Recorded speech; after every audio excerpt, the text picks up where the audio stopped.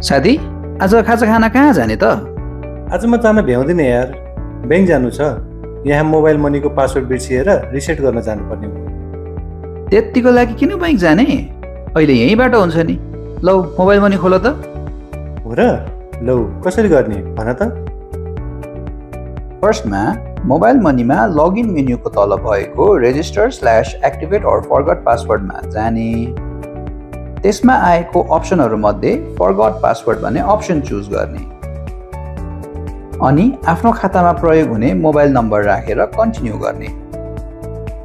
त्यो गरिसकेपछि यो एउटा सेक्युरिटी स्क्रिन आउँछ जसमा आफ्नो मोबाइल नम्बर भेरिफाई गर्नुपर्ने हुन्छ र यसमा ओके थिच्ने।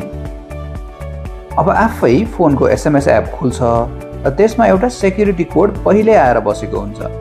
त्यसमा केही पनि परिवर्तन नगरी सिधै सेन्ड बटन थिचेर मेसेज सेन्ड गरिदिने। फोनमा दुईटा सिम भएमा चाहिँ खातामा दर्ता गरिएको नम्बरबाट मात्रै एसएमएस पठाउनु है।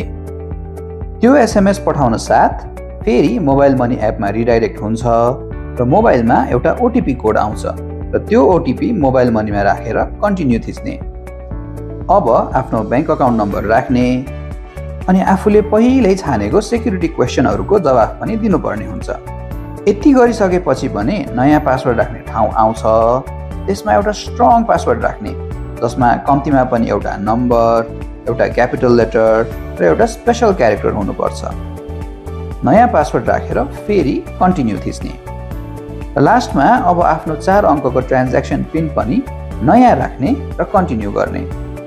यति गरिसकेपछि अब नयाँ पासवर्ड राखेर लगइन गर्न मिल्छ। ल यति गरे त भइहाल्यो नि पासवर्ड रिसेट। ब्याङ्क जानै परेन। ओहो थ्याङ्क्स यार। ल जाउँ न त खाजा खान। बरु चिया चाहिँ म खुवाउँला।